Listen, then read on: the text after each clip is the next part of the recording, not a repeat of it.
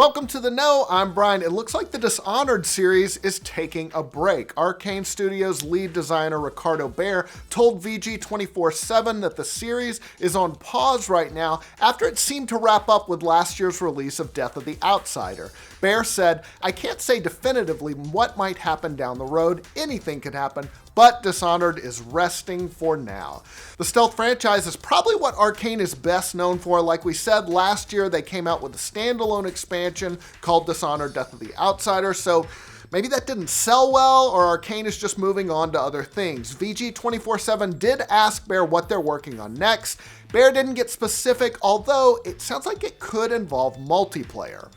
IGN is now taking down all of the work of a staffer who was fired recently after a big plagiarism controversy. Now, if you haven't been following all this, it involves former employee Philip Miuchin, who was let go last week after his review of Dead Cells was a bit too close to that of a review from the YouTube channel Boomstick Gaming. Now, subsequent investigations by a lot of people, including Jason Schreier at Kotaku and others, have found multiple cases and other reviews where it looks like Miuchin did the same thing. IGN editorial manager Justin Davis tweeted yesterday that he's deeply disappointed and upset that it's looking more and more like we unwittingly hosted work that was directly lifted from, or at best, heavily derived from others. I assure you we are taking very active steps to remove it all and make it right. He added that all of Miuchin's scripted byline content is being removed, regardless of whether it was found to have an issue, although he added that some might be put back up later, others might be redone by other writers at IGN. You know what? Props to IGN for being proactive on this. If there is a silver lining to this, Boomstick Gaming, which before all this broke had around 10,000 subscribers, they are now up to more than 72,000 subs, so it's nice to see that he got credit for his work in the end. id Software made a lot of Switch owners happy when it announced that the upcoming Doom Eternal will release for the Switch alongside the PC, PlayStation 4, and Xbox One. And like the previous Doom game on Switch, this one will run at 30 frames per second. But don't worry, id says it's going to look just fine. id executive producer Marty Stratton told Eurogamer, "We don't run at 60 on Switch. Doom 2016 didn't run at 60 on Switch, it ran at 30, and really it was no sacrifice to the experience." Interestingly, he also said they're working with the studio Panic Button to bring Doom Eternal to the Switch. That makes sense because Panic Button did a great job porting the 2016 Doom game.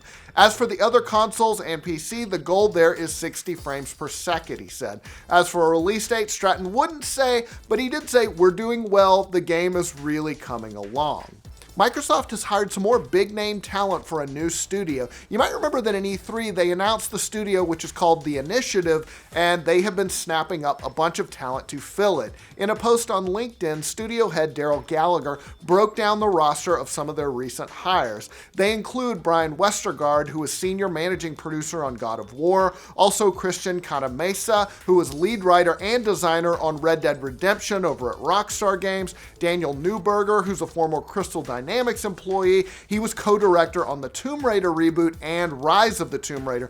They also added recruiters Andy Lohier, who was previously at Respawn, Riot Games, and Microsoft, and Lindsay McQueenie, who previously worked at Crystal Dynamics as well as Microsoft. Gallagher later deleted that LinkedIn post, but the internet never forgets. It got saved. It was posted by some good folks over at Reset Era. Now, no word yet on what this new studio is working on, but it's definitely an impressive lineup of talent, and Microsoft has been beefing up its studios these days. You might remember that another one of its subsidiaries, Playground Games, has been adding talent too for what a lot of people think could be a reboot of Fable. We'll have to wait and see what they end up announcing, but they've really got multiple things in the works, and that's a good sign.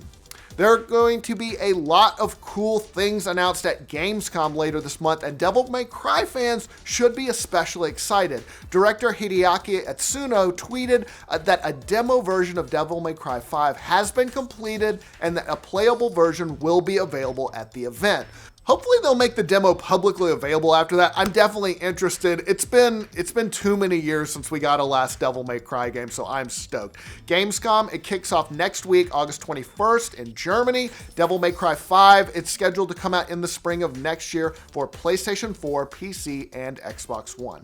All right, we got some more interesting news. Timesplitters might be coming back. That's awesome. THQ Nordic announced that it's acquired the rights to the Timesplitters trilogy, which it called one of the most influential console games of the early 2000s. Now, the series of first-person shooters got a passionate fan base for its unique, kind of a cartoony art style and a wicked sense of humor. It was made by a group of ex-Rare employees who started a studio called Free Radical Design.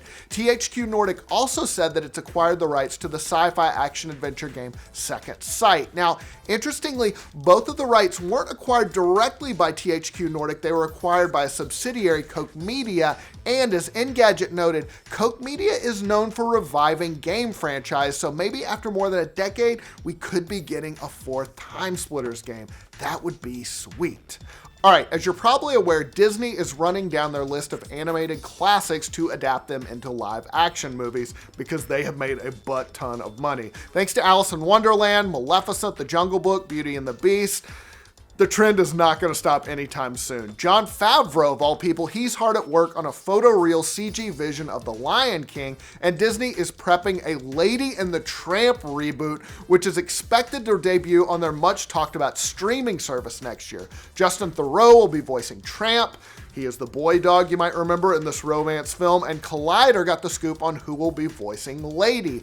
And the person who's going to be voicing Lady is none other than Thor Ragnarok's Tessa Thompson. She was great in it. She's also been really busy lately. She's co-starring in the Men in Black reboot, and she's playing a big part in Westworld. She's also returning to the character that put her on the map in Creed 2. Man, Creed ruled. Doctor Strange's Benedict Wong has also joined the voice cast for Lady and the Tramp. He'll be voicing Bull, who is the English bulldog. While the Star Trek movie world is in turmoil, the TV side of things is running full steam ahead. Season 2 of Star Trek Discovery will introduce its version of Spock, who just happens to be the foster brother of the lead of the series, Michael Burnham, played by Sonequa Martin Green. The show takes place about 10 years before Captain Kirk assembled his crew on the Enterprise, and it's cast a young man by the name of Ethan Peck as Spock. Now, Peck is most known for playing Patrick Verona in the 10 Things I Hate About You TV series.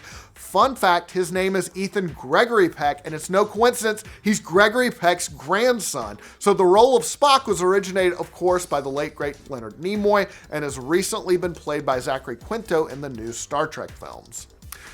All right, some weird news to end on. An ad for the upcoming Conjuring spinoff, The Nun, was pulled from YouTube after users complained that it was too intense. The ad began with what appeared to be your volume adjusted down to mute before the title character suddenly appeared with a loud stinger. You know, like a jump scare, basically. Twitter user Baby Divas, without any vowels, complained about getting got by the spooky 6-second ad, and YouTube's social media team responded by saying the ad violated its shocking content policy and it was removed. You can still find the ad on YouTube, but as content instead of advertising.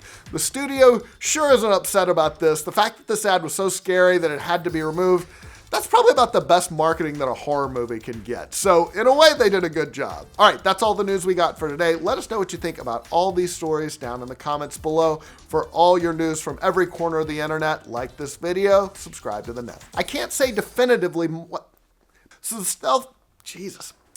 As for the other consoles and PC, the goal is 60 frames. Microsoft has hired some more big-name talent for another new. They also added recruiters Andy Lohier.